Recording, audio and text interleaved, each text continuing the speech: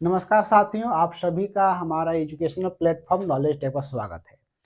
आज का जो सेशन है वो विशेषकर एमसीक्यू पर आधारित है। प्रीवियस वीडियो में हम लोगों ने देखा था कि इलेक्शन कमीशन ऑफ इंडिया है ना, जो भारत के संवैधानिक संस्थाएं पढ़ रहे उसमें पहला पढ़े थे इलेक्शन कमीशन ऑफ इंडिया। तो इलेक्शन कमीशन ऑफ इंडिया से संबंधित जितने प्रश्न बनते थे उसकी परिचर्चा हम लोग कर चुके थे। इसके बाद जो दूसरी संस्था में पढ़े थे संघ लोक सेवा आयोग, राज्य लोक सेवा आयोग एवं संयुक्त लोक सेवा आयोग, इन तीनों ही संस्थाओं से जुड़े हुए जो भी प्रश्न बनते थे उसका भी हम लोगों ने चर्चा कर ली। इसके बाद हम लोग दो संस्थाएं पढ़े थे, एक तो वित्त आयोग और दूसरा पढ़े थे नियंत्रक एवं महालेखा परीक्षक। तो वित्त आयोग और नियंत्रक एवं महालेखा परीक्षक से संबंधित जितने भी प्रश्न एग्जामिनेशन में आए हुए उसकी आज हम लोग चर्चा करेंगे। ठीक है, तो एक क्वेश्चन देखिए,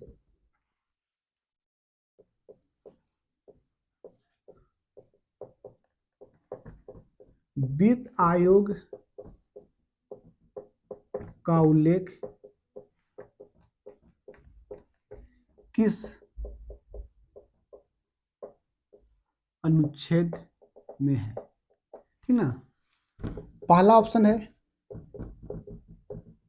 आर्टिकल 315, बी ऑप्शन है आर्टिकल 324, सी ऑप्शन है आर्टिकल 280 और डी ऑप्शन है आर्टिकल 148। ठीक है, चार ऑप्शन है ना। तो वित्त आयोग का उल्लेख भारत के संविधान के किस अनुच्छेद में किया गया है? हमने पढ़ते आर्टिकल 315 हम लोग पढ़ा कि संघ लोक सेवा आयोग एवं राज्य लोक सेवा आयोग का जिक्र 315 में है। 324 में क्या है? निर्वाचन आयोग का जिक्र है ना। इसके बाद 148 में क्या है? नियंत्रक एवं महालेखा परीक्षा का जिक्र है। तो जो रेस्ट बच्चा आर्टिकल 280 उसी में क्या है? वित्त आयोग का जिक्र है। ठीक है, दूसरा क्वेश्चन यहां आता है,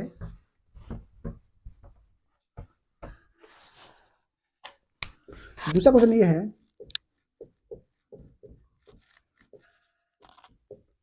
वित्त आयोग का गठन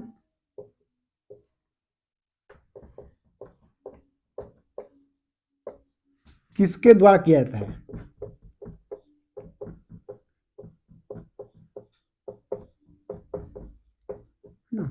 वित्त आयोग का गठन किसका किसका कहता है? पहला ऑप्शन है प्रधानमंत्री, सेकेंड ऑप्शन है संसद, थर्ड ऑप्शन है वित्त सचिव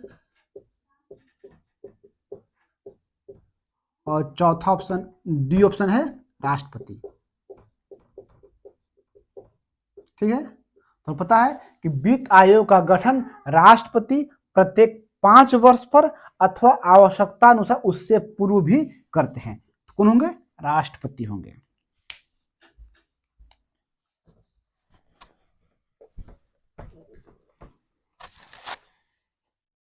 तीसरा क्वेश्चन है, वित्त आयोग में अध्यक्ष सहित सदस्यों की संख्या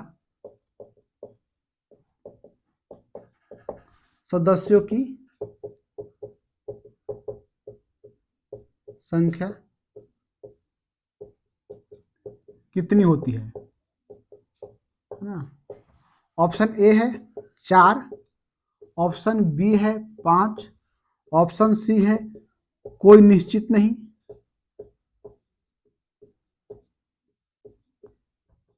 और ऑप्शन डी है 6। ठीक है, तो पता है कि वित्त आयोग का गठन राष्ट्रपति करते हैं प्रत्येक 5 वर्ष पर अथवा उससे आवश्यकता पूर्व भी। वित्त आयोग में जो सदस्यों की संख्या जो अध्यक्ष सहित 5 होते हैं, जिसमें एक अध्यक्ष और 4 अन्य सदस्य होते हैं। तो अध्यक्ष सहित सदस्य संख्या 5 हो गया। ठीक है,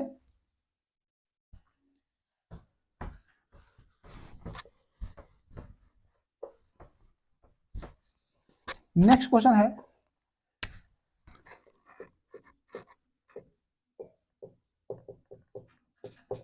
वित्त आयोग अपना रिपोर्ट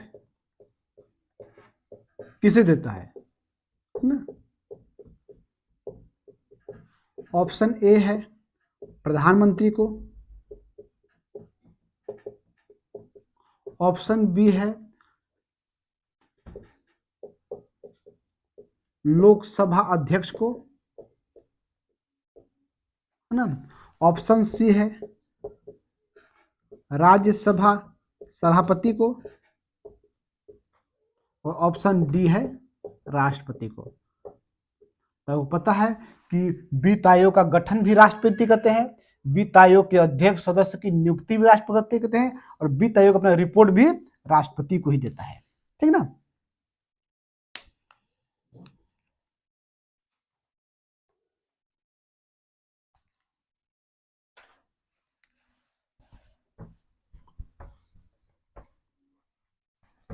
नेक्स्ट क्वेश्चन है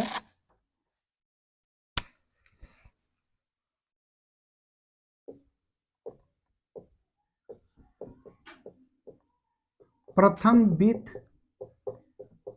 आयोग के अध्यक्ष कौन थे? ये प्रश्न आया हुआ है ना। प्रथम वित्त आयोग के अध्यक्ष कौन थे? ऑप्शन ए है के संथानम, ऑप्शन बी है के सी नियोगी,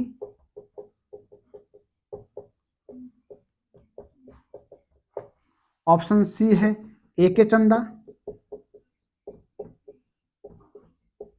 और ऑप्शन डी है पीबी राजमन्नार। ठीक है ना। तो प्रथम वित्त आयोग के अध्यक्ष कौन थे? पता है कि प्रथम वित्त आयोग के अध्यक्ष कौन थे? केसी नियोगी, ठीक है। के संथानम द्वितीय वित्त आयोग के अध्यक्ष थे, ए के चंदा तृतीय वित्त आयोग के अध्यक्ष थे, और पीबी राजमन्नार चौथे। तो ये क्या हो गए? फर्स्ट के, ये सेकंड के, ये के चंदा थर्ड के, और ये हो गए फोर्थ के, ठीक है। नेक्स्ट क्वेश्चन है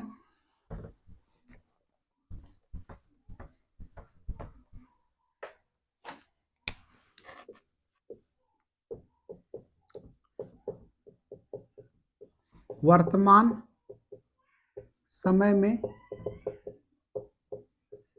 कौन सा वित्त आयोग कार्यान्वित है? जो अभी जो वर्तमान जो समय चल रहा है 2022, इसमें कौन सा वित्त आयोग संचालित चल रहा है? तो बोलेगा 13वां, 14वां, 15वां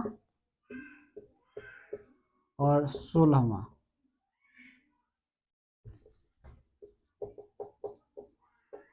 ठीक है।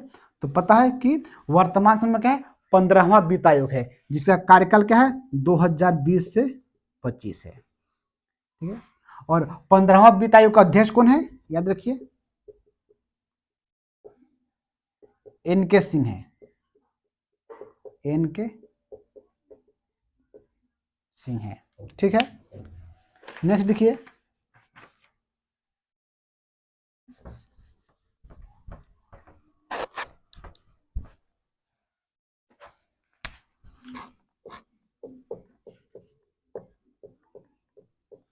केंद्र द्वारा राज्यों को दिया जाने वाला सहायता अनुदान का उल्लेख किस अनुच्छेद में है?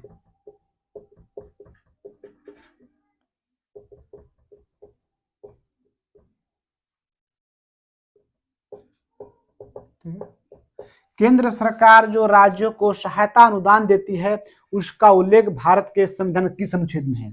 आर्टिकल 275, आर्टिकल 312,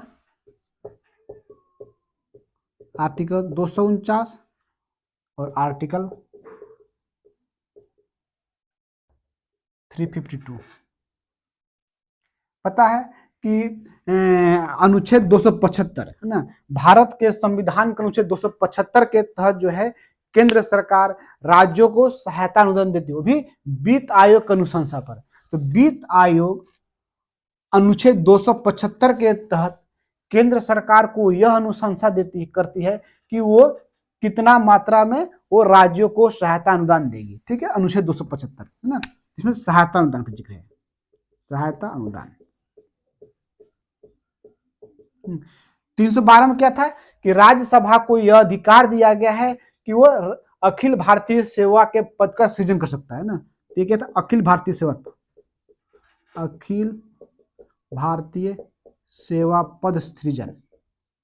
ठीक है, अनुच्छेद 249 में क्या पढ़े थे कि अनुच्छेद 249 में राज्यसभा को यह अधिकार दिया गया है कि वो राज्य सूची के विषय को राष्ट्रीय महत्व का घोषित कर देती है, और जब वो राष्ट्रीय महत्व का घोषित करेगी तो उस पर कानून बनाने का अधिकार किसको जाएगा, है ना, संसद करती है ना। तो ये राज्य सूची के विषय को राष्ट्रीय महत्व घोषित, राष्ट्रीय महत्व घोषित कौन करेगा, राज्यसभा करेगा। और अनुच्छेद 352 क्या है, राष्ट्रीय आपातकाल, इसको आगे हम लोग पढ़ेंगे, राष्ट्रीय आपातकाल। ठीक ना, ये सारे था। ठीक है, नेक्स्ट क्वेश्चन है आपका,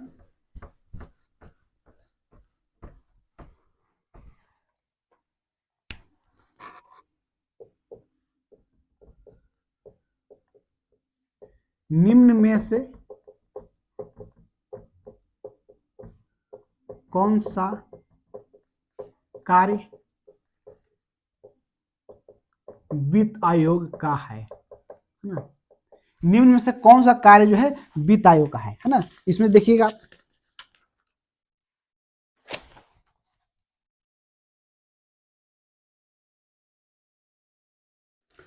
ऑप्शन ए बोलता है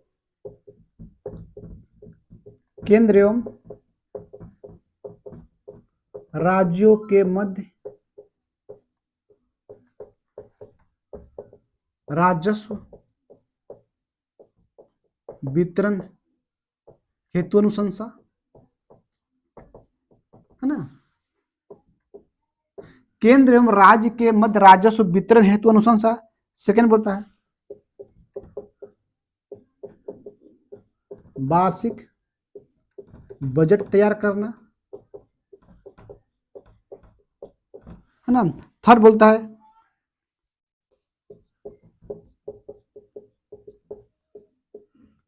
राष्ट्रपति को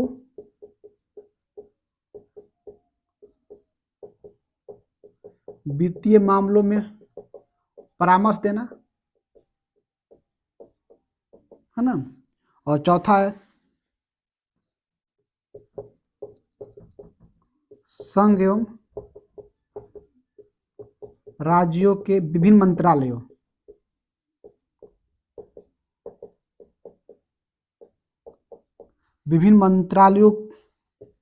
के मध्य निधि का बंटवारा।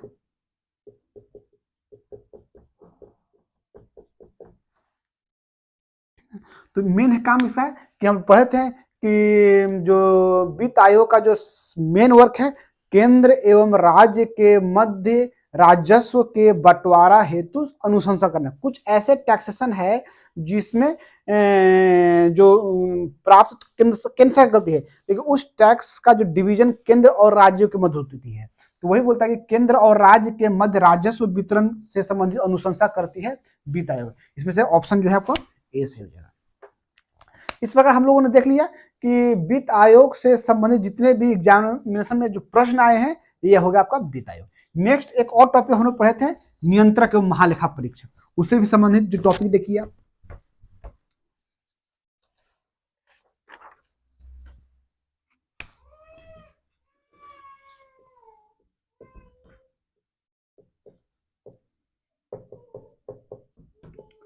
नियंत्रक एवं महालेखा परीक्षक का उल्लेख भारतीय संविधान के किस अनुच्छेद में किया गया है?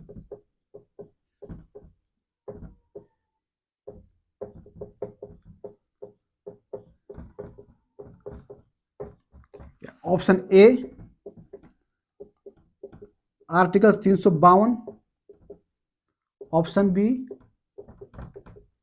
आर्टिकल 356, ऑप्शन सी आर्टिकल 360 और ऑप्शन डी आर्टिकल 140। देखिए, तीन ऑप्शन हमने जानबूझ के ही लिखा है ताकि हम इस ऑप्शन से भी छोटे धीरे धीरे नॉलेज को गेन कर जाएंगे। आर्टिकल 352, इसमें क्या उल्लेख किया गया है? राष्ट्रीय आपातकाल, ठीक है ना। आर्टिकल 356 में क्या है? राष्ट्रपति शासन। 360 में क्या है? वित्तीय आपातकाल।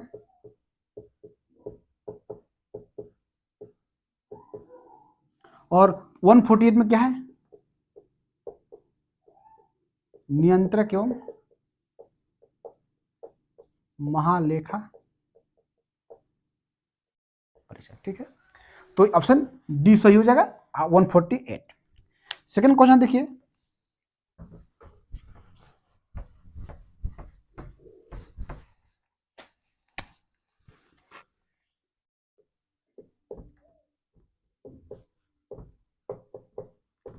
नियंत्रक एवं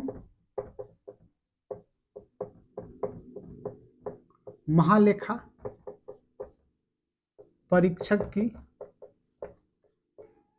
नियुक्ति किनके द्वारा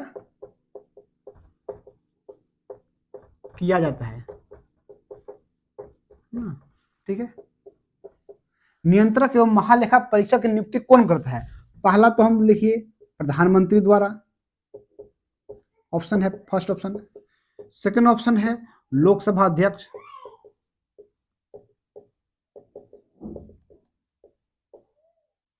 थर्ड ऑप्शन है संसद और फोर्थ ऑप्शन है राष्ट्रपति, ठीक है। तो नियंत्रक एवं महालेखा परीक्षक की नियुक्ति राष्ट्रपति करेंगे, शपथ भी राष्ट्रपति देंगे और नियंत्रक को महालेखा परीक्षक त्यागपत्र भी राष्ट्रपति देंगे। तीनों चीज, नियंत्रक एवं महालेखा परीक्षक की नियुक्ति राष्ट्रपति, नियंत्रक एवं महालेखा परीक्षक को शपथ कौन दिलाएंगे? राष्ट्रपति, नियंत्रक एवं महालेखा परीक्षक अपना त्यागपत्र किसको देंगे? राष्ट्रपति को। ये तीनों चीज हो गया राष्ट्रपति को होते हैं, ठीक है।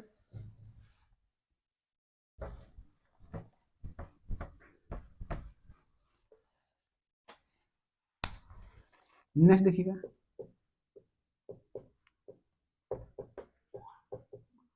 नियंत्रक एवं महालेखा परीक्षक का कार्यकाल कितना होता है? ऑप्शन ए है 5 वर्ष या 65 वर्ष की आयु, इनमें जो पहले हो, जो पहले हो। दूसरा ऑप्शन है 5 वर्ष या 62 वर्ष की आयु, इनमें जो पहले हो।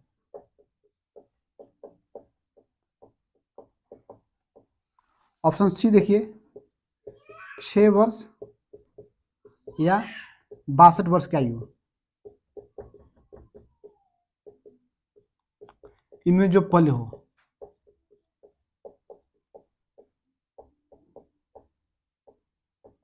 और डी है 6 वर्ष या 65 वर्ष की आयु,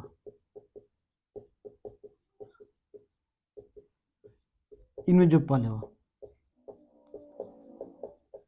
अब देखिए इसमें पहला कहता है कि 5 वर्ष या 65 वर्ष की आयु, ये तो ठीक है कि 65 वर्ष की आयु, 5 वर्ष नहीं होता है, तो ये ऑप्शन गलत हो गया। 5 वर्ष और 62 वर्ष तो ये तो होता ही नहीं है। 6 वर्ष ठीक है, लेकिन 62 वर्ष की आयु ये नहीं होता है, तो भी गलत हो गया। और 6 वर्ष या 65 वर्ष की आयु में जो पल हो ये सही हो जाए। ठीक है, दोनों सही होना चाहिए, है ना। नेक्स्ट देखिए,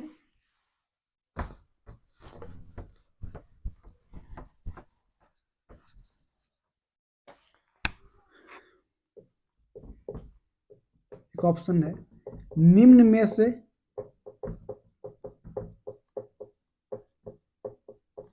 कौन सा कथन सही है। ठीक है, 4 ऑप्शन है,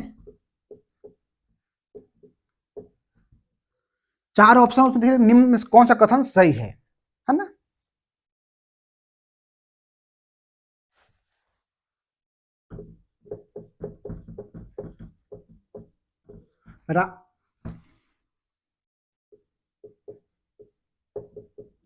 नियंत्रक एवं महालेखा परीक्षक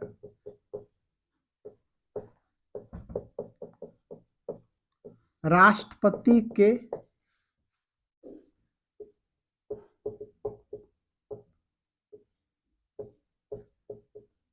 नियंत्रक एवं महालेखा परीक्षक राष्ट्रपति के प्रसादापर्यंत अपने पद पर बने होते हैं। पहला ऑप्शन ये हो गया। दूसरा कथन हो गया,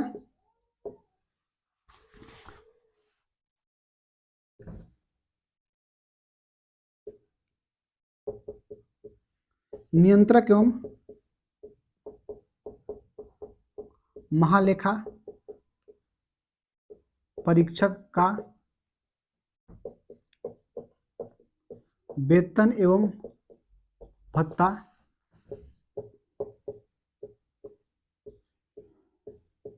संचित निधि पर भारित नहीं होता है। सी ऑप्शन आ गया।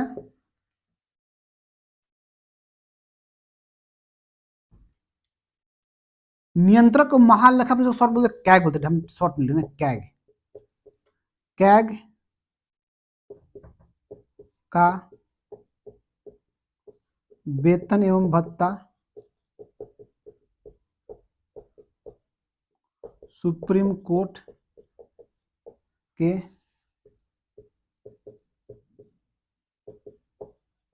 न्यायाधीश के समान होता है। और डी,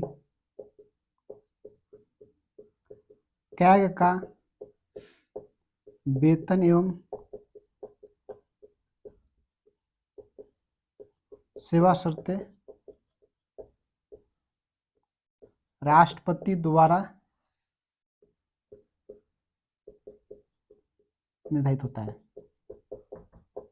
ये 4 ऑप्शन है कि कथन है कि निम्न में से कौन सा कथन सही है। तो 4 कथन है, 4 कथन में से 3 कथन क्या होगा, गलत होगा, एक कथन सही होगा। जैसे बोलते नियंत्रक एवं महालेखा परीक्षक जो है राष्ट्रपति के प्रसादापर्यंत पद बने होते, सही है या गलत है?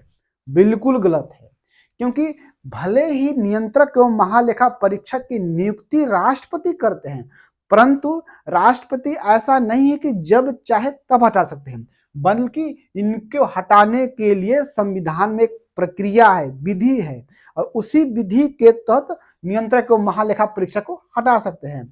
उनको उसी विधि से हटाते हैं जैसे सुप्रीम कोर्ट के न्यायाधीश को हटाते हैं, अर्थात संसद के दोनों सदन यदि विशेष बहुमत से प्रस्ताव पारित कर देते हैं और राष्ट्रपति हस्ताक्षर करते हैं तभी ये हट सकते हैं, अर्थात ये राष्ट्रपति के प्रसादापर्यंत अपने पद पर बने नहीं रहते हैं। तो ये तो गलत हो गया। दूसरा होता है कि नियंत्रक एवं महालेखा परीक्षक का वेतन एवं भत्ता संचित निधि भारित नहीं होता है, बिल्कुल गलत है। नियंत्रक एवं महालेखा परीक्षक का जो वेतन एवं भत्ता है संचित निधि पर भारित होता है, अर्थात संसद जो है इस पर सिर्फ चर्चा कर सकता है, मतदान नहीं कर सकता है। तो ये भी गलत हो गया। ऑप्शन सी देखिए कि नियंत्रक कैग, जिसको बोलते हैं शॉर्ट में नियंत्रक एवं महालेखा परीक्षक का जो वेतन एवं भत्ता है वो सुप्रीम कोर्ट के न्यायाधीश के समान होता है। ये बिल्कुल सही है ना, सही है। और कैग का वेतन में सेवा शर्तें राष्ट्रपति द्वारा निर्धारित, ये गलत है कि नियंत्रक एवं महालेखा परीक्षक का जो वेतन होगा, भत्ता होगा, अन्य जो सुविधाएं होगी, सेवा शर्तें है, वो संसद निर्धारित करती है, न कि राष्ट्रपति। भी गलत है। ठीक है।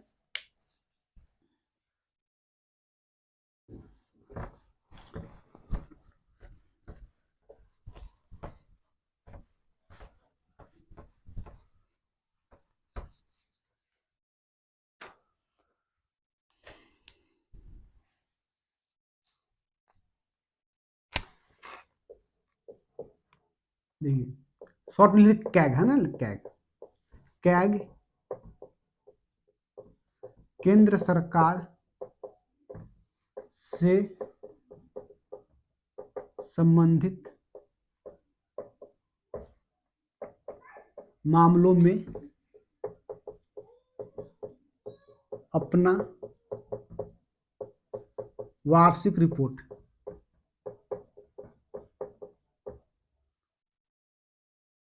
किसे देता है?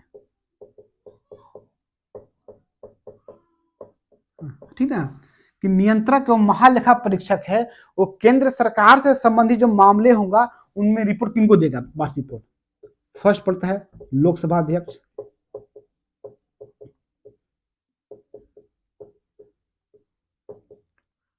सेकंड है राज्यसभा सभापति,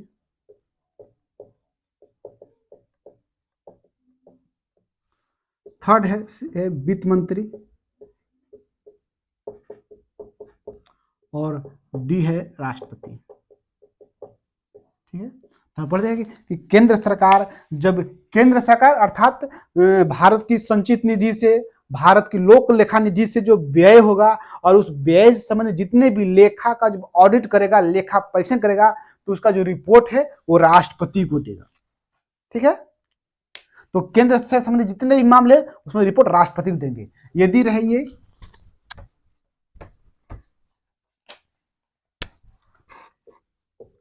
कैग राज्य की संचित निधि से हुए व्यय के लेखा परीक्षण से संबंधित रिपोर्ट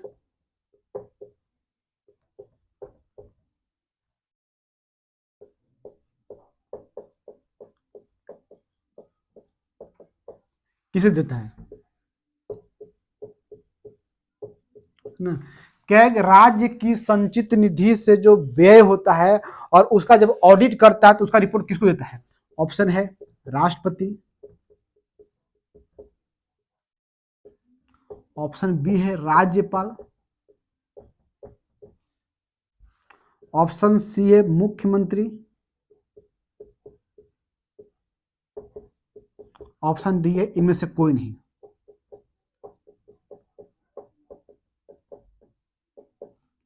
तो किनको देता है? राज्यपाल को देता है।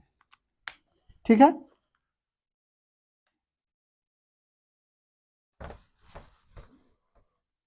तो इस पे राज्य की संचित निधि से जो व्यय हो रहा है, राज्य की आकस्मिक निधि से व्यय हो रहा है, राज्य की लोक लेखा निधि से व्यय हो रहा है, इन समस्त व्यय का जब वो ऑडिट करता है तो उस ऑडिट रिपोर्ट को राज्यपाल को देता है, और राज्यपाल इसे ना राज्य विधानमंडल के पटल पर रखवाते हैं। और जब वो भारत की संचित निधि, भारत की लोक लेखा निधि से हुए व्यय का जब ऑडिट करेगा तो वो रिपोर्ट राष्ट्रपति को देगा, और राष्ट्रपति उसको संसद के दोनों सदन के पटल पर रखवाते हैं। ठीक है, नेक्स्ट क्वेश्चन है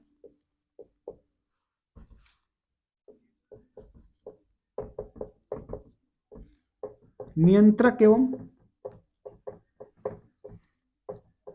महालेखा परीक्षक को कब केंद्र सरकार के लेखाओं के संकलन एवं अनुरक्षण से मुक्त कर दिया गया। किस वर्ष,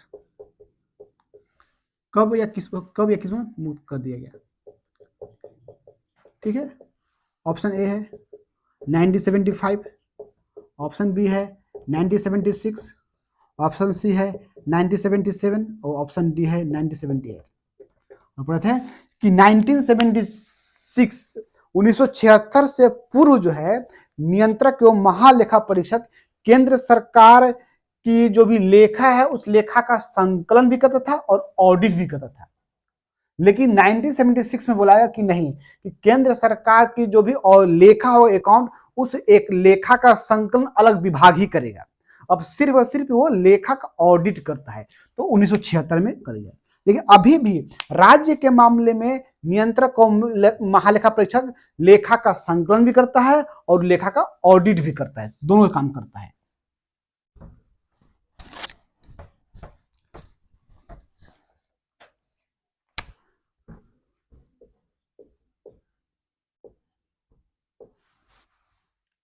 नेक्स्ट देखिए,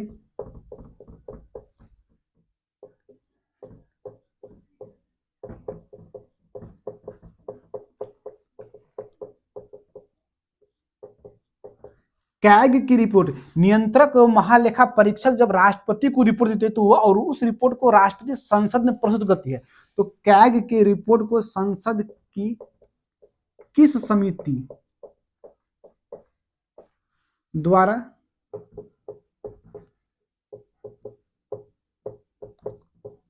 विश्लेषण कहता है?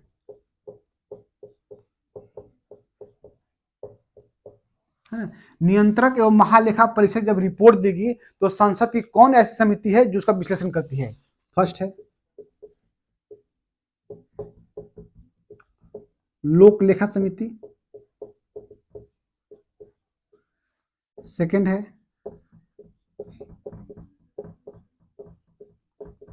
सार्वजनिक उपक्रम समिति, सी है आकलन समिति और डी इनमें से कोई नहीं, इनमें से कोई नहीं। तो पढ़ते हैं कि नियंत्रक और महालेखा परीक्षक जब रिपोर्ट संसद राष्ट्रपति को देते हैं और राष्ट्रपति उस रिपोर्ट को संसद के दोनों पटल पर रखते हैं, तब चूंकि संसद के पास समय कम है इसलिए संसद जो है उस संसद की इस रिपोर्ट को लोक लेखा समिति चर्चा परिचर्चा और विश्लेषण करती है, और विश्लेषण करने के बाद लोक लेखा समिति उसको संसद में फिर से प्रस्तुत करती है। ये लोक लेखा समिति। एक प्रश्न यहां पर यह आता है,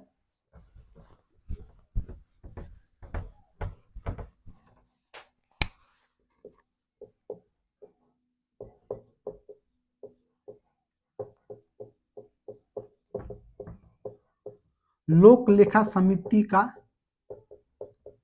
मार्गदर्शक या मित्र या गाइड किसे कहा जाता है?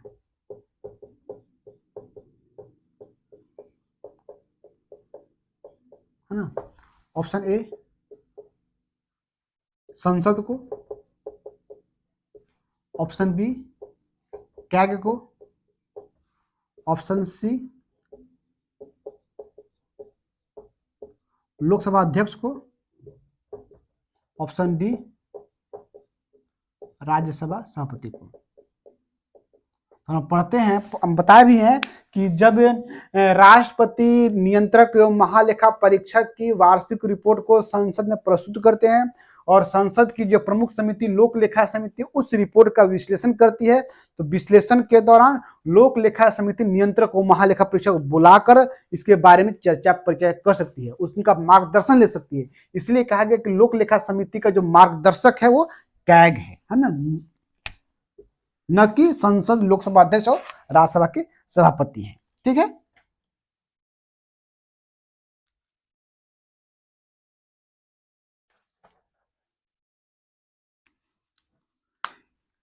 ये सारा जो था लोक आपका वित्त आयोग और नियंत्रक एवं महालेखा परीक्षक से संबंधित जितने भी एग्जाम्स में ऑब्जेक्टिव्स आए हैं ये सारे आपका था।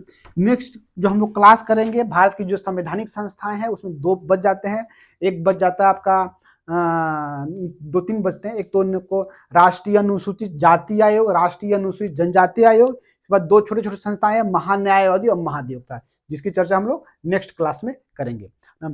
आप सभी से एक बार फिर से रिक्वेस्ट है कि जो भी नए हमारे मित्र हैं वो यदि हमारे वीडियो अच्छा लगता है तो प्लीज लाइक करें और सब्सक्राइब करें और शेयर करें ताकि और भी आपके जो मित्र हैं सभी लोग इसका फायदा उठा सकें। Thank you.